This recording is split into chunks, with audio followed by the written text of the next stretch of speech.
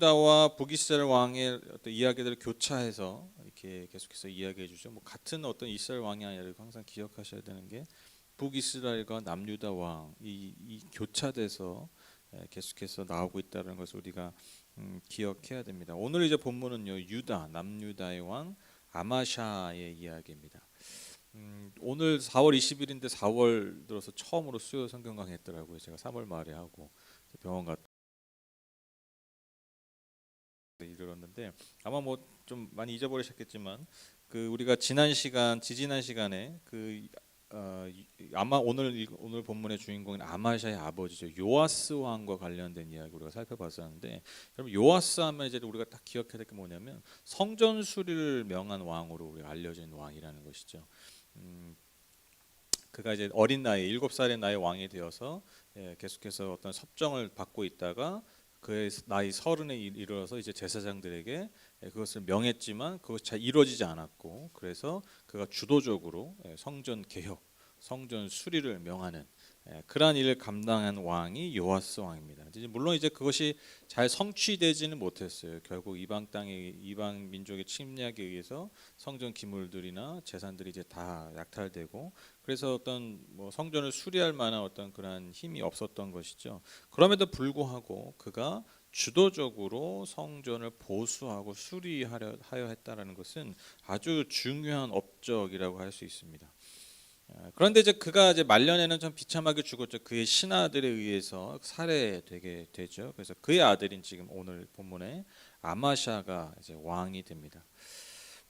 오늘 본문의 그 평가에 의하면 그 또한 이제 앞선 왕들처럼 하나님 앞에 올바른 일을 하긴 했지만 산당을 제거하지 못했다. 이 기록이 계속해서 반복되고 있는데, 그러니까 제가 종종 말씀드렸지만 산당, 그러니까 성전 말고 중간 중간에 산당이 있는 거예요. 우리도 이제 뭐 교회가 뭐 여러 군데 있잖아요. 교회가 한 군데 있는 게 아니잖아요, 그렇죠? 뭐 서울에 하나 딱 있는 게 아니라 여러 곳에 교회가 있는 것처럼 마치 이제 이 당시에도 여러 군데 산당이 있었다는 거죠. 근데 이 산당에서 뭐 하나님은 예배를 잘하면 좋겠는데 그 주변 산당에서 계속해서 어떤 일이 벌어졌냐면 우상 숭배가 벌어졌다라는 거예요. 그러니까 이제 뿌리 깊은 우상 숭배의 어떤 잔재가 바로 산당이었다라는 것이죠. 그래서 그것을 제거하지 못했기 때문에, 그러니까 이게 어떻게 보면 복선을 까는 거예요. 결국 이러한 그 뿌리 깊은 우상 숭배의 잔재들 때문에 결국 이스라엘이 남유다가 멸망을 당할 수밖에, 심판을 당할 수밖에 없었다라는 것이죠. 그러니까 유다 왕들이 대체로 뭐 하나님 앞에 뭐 아주 뭐 악하게 북이스라엘 왕들은 거의 다 뭐 하나님 앞에 범죄한, 하나님 앞에 아주 우상 숭배하고 또 악한 일을 하는 왕으로 거의 다 그런 평가를 받는데, 남유다 왕들은 그래도 뭐 그나마 좀 잘했다, 그나마 하나님 앞에 잘 올바로 하려 했다, 이런 왕들이 꽤 많아요. 그런데 그들도 하지 못한 게 뭐냐면 이 산당을 제거하지 못, 그러니까 우상 숭배를 완전히 뿌리채 뽑지 못했다.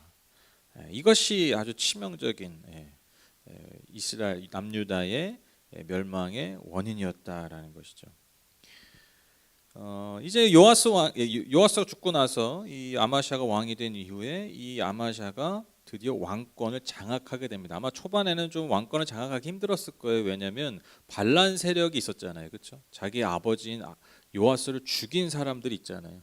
그러니까 그들의 어떤 힘이 강했기 때문에 그가 왕이 되었지만 그럼에도 왕권을 장악하는 것은 쉽지 않았을 겁니다. 그런데 이제 그가 다시 왕권을 완전히 회복한 후에 무엇을 하겠습니까? 당연히 그의 아버지를 살해한 신하들을 처형하게 되죠. 그런데 여기서 우리가 주목할 점이 뭐냐면 그가 그 신하들을 처형할 때 그의 자녀들은 죽이지 않았다라는 거예요. 이게 왜 주목할 만하냐면, 여러분 그 잘 아시겠지만 우리가 드라마나 뭐 사극 이런 것만 봐도 그 어떤 반란자 또 반역자는요 어떻게 처형됩니까? 그 연좌죄라고 그러죠. 그래서 우리가 그런 얘기 많이 보셨을 거예요. 삼족을 멸한다, 그렇죠? 그러니까 반역자는 삼족을 멸한다. 그러니까 친가, 외가, 처가, 보통 이제 이걸 이렇게 얘기하는데, 친가, 외가, 그러니까 그냥 그 가족들을 다 죽이는 거예요. 그냥 주변 가족들. 왜냐하면 반란자의 집안이니까. 지금도 여러분 북한은요, 만약에 예를 들면 북한에 반기를 들었던 사람들이 있으면요, 여러분 거의 뭐 삼족을 멸하듯이 다 그렇게 낙인을 찍어버려요. 그러니까 여러분 그래서 옛날부터 항상 아주 엄하게 다스렸던 죄가 뭐냐면 뭐 살인 뭐 이런 게 아니라 사실 반역죄예요, 반역죄. 왜냐하면 반역죄인들을 놔두다 보면, 그 가문을 놔두다 보면 언제든 그것이 불씨가 돼서 다시 이 나라와 이 권력, 이 왕족을 다시 반역할 수 있기 때문에, 여러분, 그래서 예나 지금이나 여러분 반역자들은요 아주 엄하게 그 전부, 그 가족 전부를 그렇게 피해를 줬다라는 거예요. 처형했다라는 것이죠. 그런데 여러분, 오늘 아마샤가 아주 주목한 행동을 하는 거죠. 정말 그 반역한 신하들만 죽인 거예요. 그 자녀들은 죽이지 않았다라는 거예요. 여러분, 이게 엄청난 일입니다. 엄청난 일. 당시로는 상상하기 힘든. 근데 왜 아마샤가 이런 일을 했느냐, 왜 이렇게 행동했느냐라는 그 이유가 뭐냐면 바로 모세의 율법, 하나님 주신 율법에 따른 순종이었다는 것입니다. 신명기 24, 16절을 보시면 자식이 지은 죄 때문에 부모를 죽일 수 없고 부모의 죄 때문에 자식을 죽일 수 없습니다. 사람은 저마다 자기가 지은 죄 때문에만 죽임을 당할 것입니다. 이거 뭐 되게 상식적인 거잖아요, 그렇죠? 되게 상식적인 거죠. 그러니까 뭐 예를 들면 진짜 뭐 아버지가 뭐 살인을 저질렀어. 그럼 아버지만 처형 당하는 거죠. 그렇죠? 사형 당하는 거죠. 또 뭐 아들이 사람을 죽였어요. 그러면 그 아들만 사형을 당하는 거예요. 그런데 이게 권력자에 대한 반역이라면 이 율법을 지키기가 쉬울까 어려울까요? 어렵다라는 거죠. 그 가족들 다 당연히 멸하는 게 그냥 뭐 어려운 게 아니에요. 그냥 너무 당연한 상식이에요. 그런데 이 말씀에 대한 순종으로 여러분 아마샤가 자기 아버지를 죽이고 반역한 그 사람들, 그 신하들만 죽이고 그 가족들은 건드리지 않았다라는 것입니다. 이게 말은 쉽지만 정말 엄청난 결정을 했다는 것이죠. 여기서 우리가 엿볼 수 있는 게 뭐냐면 아마샤가 상당히 율법에 충실하려 했다. 율법에 충실하여 통치하려 했다라는 것을 우리가 여기서 잘 알 수 있습니다. 아주 핵심적인 거잖아요. 정말 어려운 결정이잖아요. 그러니까 여기서 우리가 알 수 있는 게 바로 아마샤의 마음의 중심이라는 것이죠.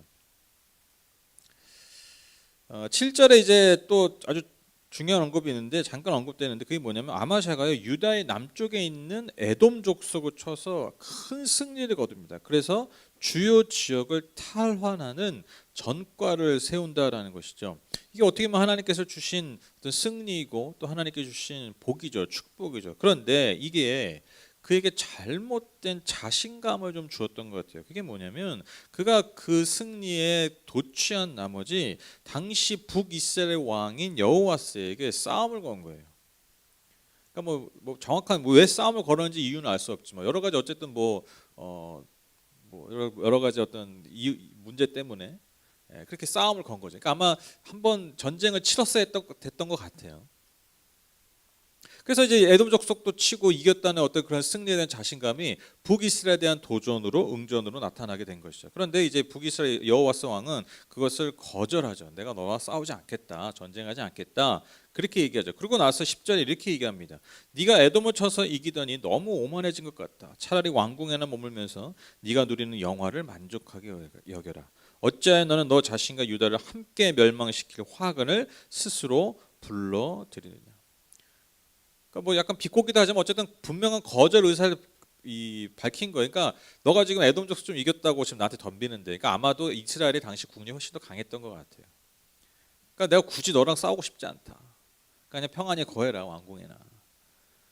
그렇게 말하는 거죠. 그래서 왜 나한테 괜히 시비를 걸어서 싸움을 걸어서 네 민족에게 유다에게 유다를 멸망시킬 화관을 만드느냐, 그렇게 말하는 거죠. 그런데 아마샤가 그것을 받아들이지 않습니다.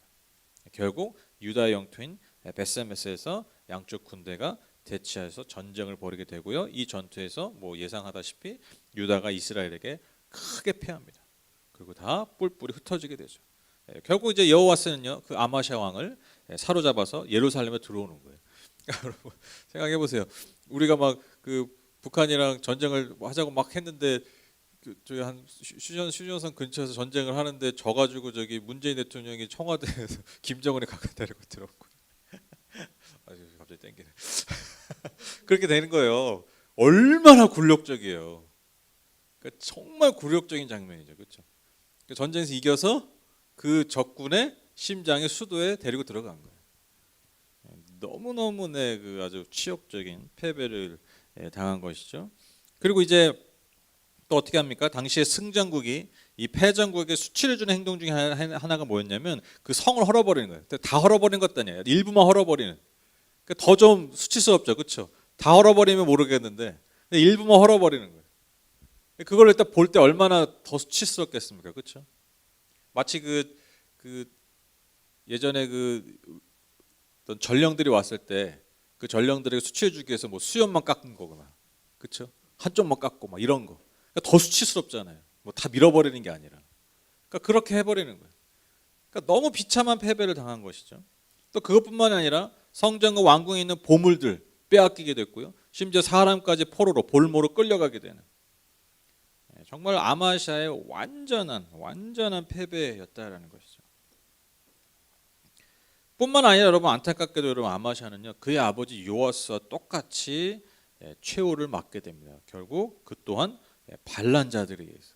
그러니까 예루살렘에서 반란이 일어나는데 잠시 피하긴 하죠. 피하는데 결국 거기서 그 반란자들이 잡히게 되고요. 거기서 죽음에 이르게 됩니다.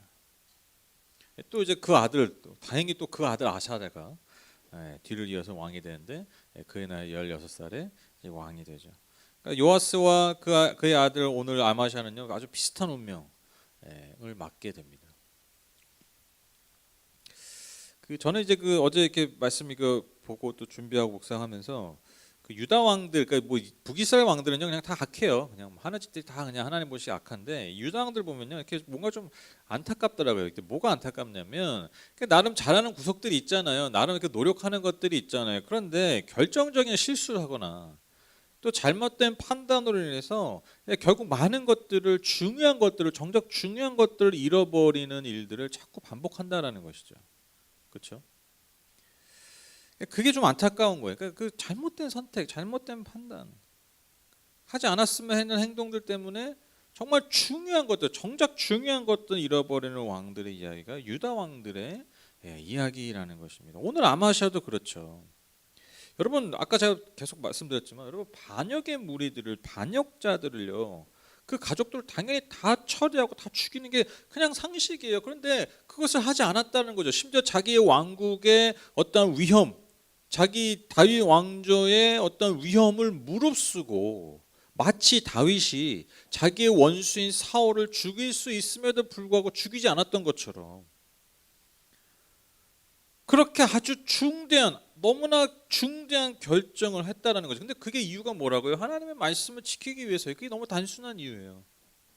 그러니까 얼마나 그가 정말 율법을 준수하려 했던 왕이었는지 우리가 이 장면 하나만으로도 너무나 분명하게 알 수 있다는 거죠. 그래서 상당히 우리가 감명스러운 장면이에요. 감동스러운 장면이에요. 이런 왕이 있다니 우리가 아마시아라는 왕을 잘 알진 못하지만 여러분 이 장면만 봐도 와 이런 유다의 왕이 있었다니라고 우리가 말할 수 있을 정도로 그는요 정말 율법을 지키려 했던 왕이라는 거예요. 아마도 그가 그러한 삶을 선택했기 때문에 하나님께서 그의 삶에 주신 기회요 승리가 뭐냐면 바로 에돔 족속을 쳐서 이긴 일이었다라는 것입니다. 그래서 주요 지역을 탈환하죠. 그러니까 하나님께서 그들에게 복을 주신 거예요. 기회를 주신 거예요. 그런데 안타깝게도 이 승리가 어떻게 보면 하나님께서 주신 복이요 승리요 이 기회가 그를 무너뜨리는 또한 결정적인 이유가 됐다라는 거예요. 승리에 도취한 나머지 하나님 원하시지 않는 전쟁을 일으켰다라는 것입니다. 결국 아주 굴욕적인 패배를 당하고요, 약탈을 당했다라는 것이죠. 제가 잘 좋아하지 않는 게 뭐냐면, 제가 되게 좀 좋아하지 않는 그 생각이 뭐냐면, 그때 그랬으면 좋았을 거예요. 저 이러고 되게 싫어하거든요. 왜냐면 그때는 그때 나름대로 있는 거고, 뭐 예를 들면 실수를 하고 잘못했으면 뭐 또 나름대로 의미가 있고, 그래서 뭐 한 몫의 선이 이루어지면 되지 뭐. 이제 그렇게 생각하는 거죠. 그래서 뭐 이미 벌어진 일에 대해서 뭔가 이렇게 가정을 하고 그때 그랬었으면, 그때 그러지 않았었으면 뭐 이런 가정을 하는 게 참 부질없는 짓이죠. 그렇죠? 이미 지나갔는데 뭘 부질없게 그런 생각을 합니까? 그런데 제가 아마시아의 모습을 보면서 이런 생각이 들더라고요. 그게 뭐냐면 그가 아버지가 못다 이룬 그 성전 수리를 이어서 했으면 어땠을까? 그러니까 하나님이 그에게 주셨던 기회가 있었잖아요. 힘이 있었잖아요. 그걸 가지고 전쟁을 일으키려 하기보다 나라를 잘 다시 좀 회복해서 아버지가 못다 이뤘던 그 꿈이었던 그 성전 수리, 성전 보수를 이어서의 마음을 쏟았으면, 거기에 마음을 좀 쏟았으면 어땠을까? 그런 안타까움이 들더라고요. 그러니까 근데 한 번의 그 승리에 도취해서 또 다른 전쟁을 일으키기보다 하나님의 그 전쟁의 승리를 통해서 그에게 다시 힘을 주신 거잖아요. 다시 기회를 주신 거잖아요. 다시 복을 주신 거잖아요. 그걸 가지고 하나님이 기뻐하신 일을 먼저 했으면 어땠을까? 하나님 원하시지도 않는, 계획에도 없던 그런 전쟁을 일으키는 게 아니라. 여러분, 지나간 건요 그냥 지나간 대로 의미가 있죠. 뭐 이 노래 가사인데 지나간 것은 지나간 대로 의미가 있다. 맞는 말이에요. 또 분명히 이제 그리스도인들에게는 모든 것을 합력해서 선을 이루시는 하나님의 은혜가 있음을 믿기 때문에 여러분, 지나간 여러분 잘못도, 지나간 실수도 다 의미가 있고 선을 이루어 주실 것을 우리가 믿는 믿음이 있기 때문에, 근데 그 나름대로 중요한 의미가 있습니다. 그래서 여러분, 이 말의 의미가, 제가 지금 방금 말씀드린 합력해 선을 이룬다는 이 말의 의미가, 여러분 오늘 맨날 실수해야 된다는 의미가 아니잖아요. 오늘 맨날 잘못된 판단해도 괜찮다는 게 아니잖아요. 내 마음대로 살아도 된다는 말이 아니잖아요. 그걸 잘못 적용하면 안 되죠. 그렇죠? 아니, 지나간 선택이 하나님께서 올바른 선택으로 만들어 주시려면 여러분 어떻게 되냐면, 오늘 내가 올바른 선택을 해야 돼요. 그렇죠? 그래야 지나간 것들이 의미가 있게 되는 거죠. 그 말씀을 가지고 모든 것이 합력해 선이 이루어진다, 이 말씀을 가지고 야 괜찮아, 아무렇게 살아도 돼, 하나님 다 알아서 다 퍼즐 맞춰주셔. 내가 막 퍼즐 다 퍼뜨려도 야 결국 하나님 맞춰주시더라, 괜찮아, 그냥 마음 가운데로 살아, 이게 아니잖아요. 내가 오늘 올바른 선택을 안 한다면, 즉 합력해서 선을 이루시는 하나님이 기뻐하시는 삶을 선택하지 않는다면, 여러분 지나간 게 어떻게 선이 이루어지겠어요? 그냥 계속 흩어진 퍼즐이에요. 절대 안 맞는 퍼즐이에요. 그래서 여러분 오늘이 중요하다는 거예요. 오늘 바로 지금 이 순간에 나에게 주신 하나님의 복, 은혜, 자원, 힘, 그 기회를 가지고 내가 오늘 어떤 선택을 하는가, 내가 오늘 어떠한 삶을 살아내는가, 이것이 진정 내 과거의 그 어떤 선택도, 그 어떤 잘못도, 그 어떤 실수도 모든 것이 합력해서 선이 이루어지는 결과로 열매 맺게 한다라는 것입니다. 그러니까 저는 만약에 그가 물론 이제 가정이죠. 근데 만약 그가 여러분 그 승리를 가지고 하나님이 기뻐하시는 여러분 일들을 선택했다면, 여러분 아름답게 성전이 복구되지 않았을까요? 그런 열매가, 예전에 아버지가 그랬는데 그게 잘못됐지만 그의 아들을 통해서 뭔가 잘 이루어지는, 즉 선이 이루어지는 결과가 나타났겠죠. 저는 그렇게 믿어요. 하나님은 아마도 아마샤를 그렇게 사용하고자 원하셨을 거예요. 그렇죠? 하나님 마음이 그런 마음이죠. 너의 아비가 하지 못했던, 내가 기뻐했던, 내가 너무 기뻐했던 그 일을 여러분 아마샤를 통해서 왜 하고 싶지 않으셨겠어요? 왜 그 지난 잘못과 지난 실수를 왜 선으로 바꾸고 싶지 않으셨겠냐고요.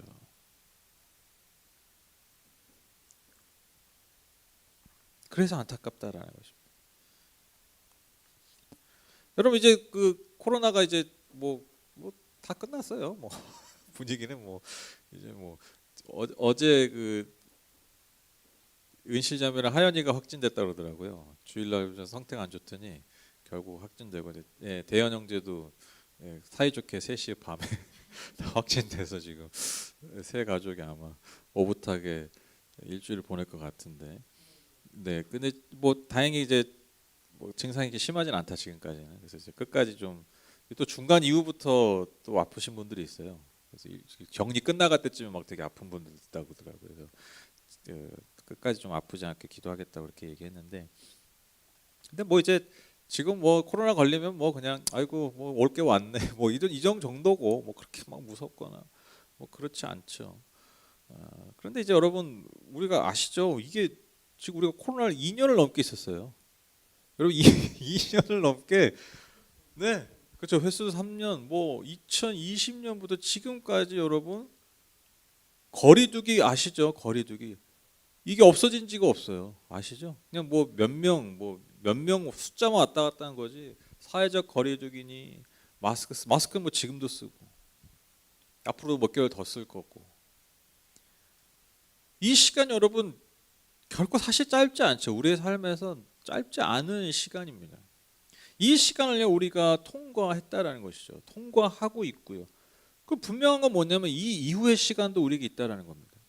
이 코로나라는 이 엄청난 일, 어떻게 보면 뭐 요즘 세대들은요 그 세대가 겪었던 가장 큰 지구적 사건이죠, 그렇죠?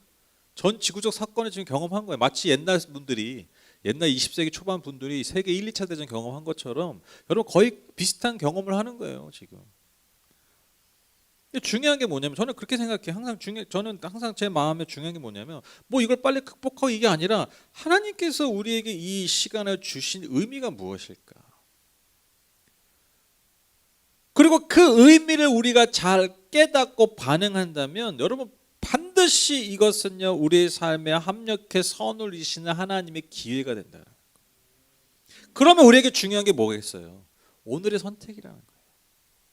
아까 제가 말씀드렸던 것처럼 아마샤의 삶에서 우리가 안타까웠던 게 뭐냐? 그 오늘의 선택이 잘못됐기 때문에. 과거가 어떻게 그게 중요한 게 아니에요. 과거에 내게 좋은 일이 일어났든 과거에 내가 좋지 않은 일이 일어났든 그게 중요한 게 아니라 그것을 가지고 오늘 내가 어떠한 선택을 하느냐가 그것이 좋은 일이었든 나쁜 일이었든 합력해서 선이 이루어지는 결과가 나타난다. 여러분 오늘 지금 우리에게 이 코로나라는 시대를 통과하고 있는 이제 거의 다 이제 와가고 있는 도착지점 와가 있는 우리에게 하나님 오늘 우리에게 어떤 선택을 원하실까요? 어떤 의미를 깨닫기 원하실까요? 공통적인 게 있겠죠. 공통적인 거 있고 또 각자에게 또 다른 의미가 저는 있다고 믿어요. 이 코로나 시간을 통해서 우리 모두가 깨달아야 될 게 있고 또 각자에게 주시는 메시지는 분명히 있다고 생각합니다. 그렇죠? 없을 수가 없어요. 아니 뭐 저희 몸살 감기 한 번만 걸려도 하나님의 메시지가 있는 것 같아. 그렇지 않습니까? 이 사건을 통해서 우리에게 어떤 것을 알고 원하실까? 특별히 하나님 부름받은 교회로서 공동체로서 또 한 명의 하나님의 자녀로서 성도로서 이 시대 가운데 살고 있는 우리 모두에게 하나님 주시는 말씀이 무엇이겠습니까? 우리가 그것을 듣기 원합니다. 깨닫기 원합니다.